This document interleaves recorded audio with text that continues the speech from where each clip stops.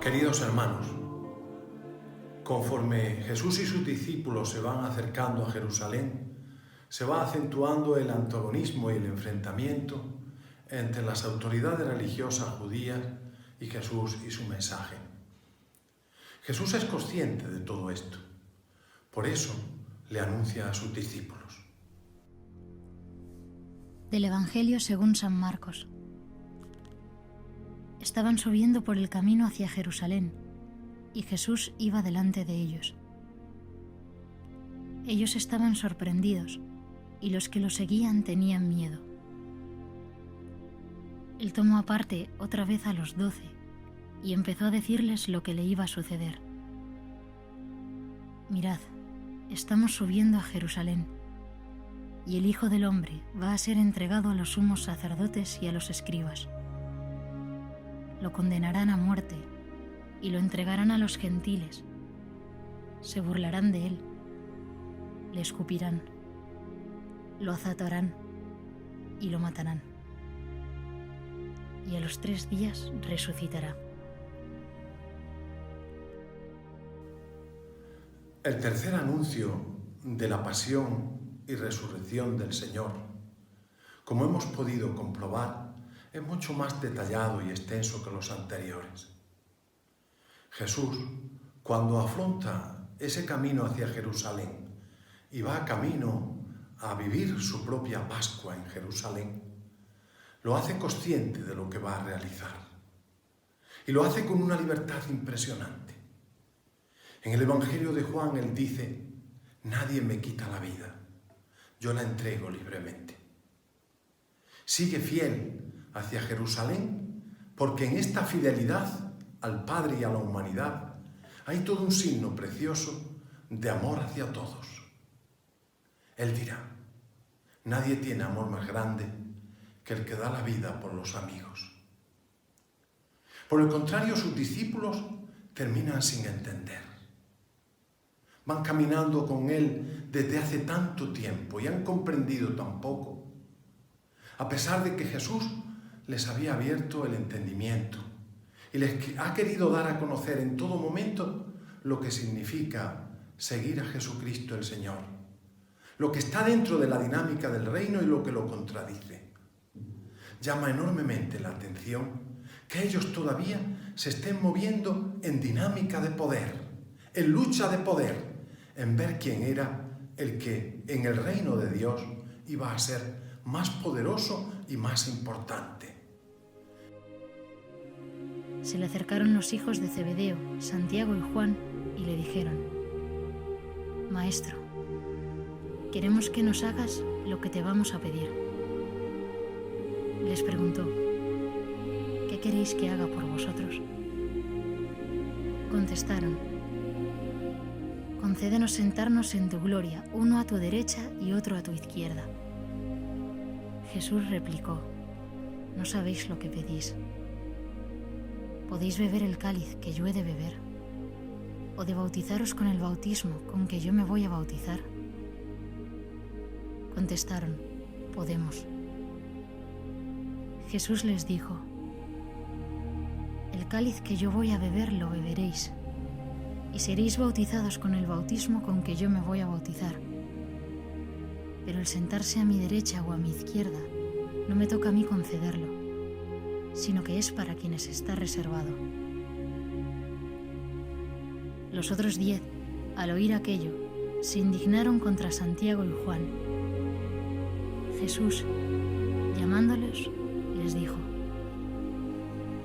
sabéis que los que son reconocidos como jefes de los pueblos los tiranizan y que los grandes los oprimen. No será así entre vosotros. El que quiera ser grande entre vosotros, que sea vuestro servidor. Y el que quiera ser primero, sea esclavo de todos. Porque el Hijo del Hombre no ha venido a ser servido, sino a servir y a dar su vida en rescate por muchos.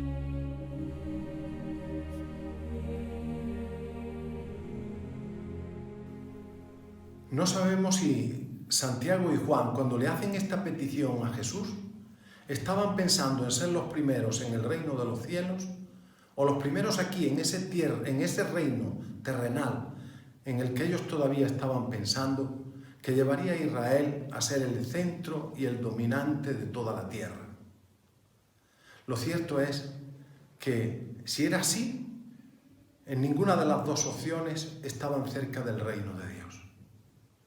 Estaban tergiversando lo que es la dinámica del reino, utilizando el seguimiento de Jesús para su propio provecho, para medrar, para hacer del seguimiento de Jesús algo que a ellos les venía bien y estaba de acuerdo con sus intereses.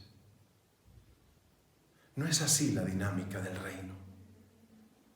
Jesús, valiéndose precisamente de esta petición, les hace una propuesta preciosa que también nos hace a todos y cada uno de nosotros. ¿Sois capaces de beber la copa que yo he de beber y de bautizaros con el bautismo que yo me voy a bautizar? La copa que él iba a beber era su pasión y muerte, muerte en cruz. El sufrimiento de la humanidad allí, en esa cruz, en este Cristo crucificado, que en este momento de sus vidas sale a su encuentro para que ellos se olviden de sí mismos y lo den todo por él. Al mismo tiempo, también les invitaba a bautizarse con el bautismo que él se iba a bautizar. Es decir, a vivir esa experiencia que vivimos todos los cristianos desde nuestro bautismo, de morir, dar muerte a nuestro hombre viejo, para resucitar a nuestra condición de hijos de Dios. Vivir el bautismo del Señor es vivir, por tanto, la experiencia de su muerte y su resurrección en nuestra propia vida. Muertos con Cristo para ser criaturas nuevas, hijos de Dios, resucitados. Muertos con Cristo para vivir con Él la vida nueva, propia, de quien ha dejado todo lo que no es de Dios para dejar que Dios sea el centro único de su propia existencia. Hoy el Señor nos invita a que tomemos conciencia que para vivir esta dinámica es necesario que estemos en medio de nuestros hermanos no como quien aspira a tener poder, a dominar, a controlar a otros, a situarse por encima, a tener privilegios.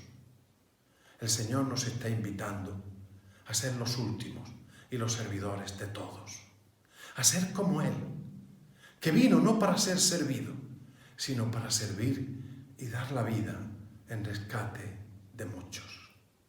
Él vino para servir y darnos vida en abundancia.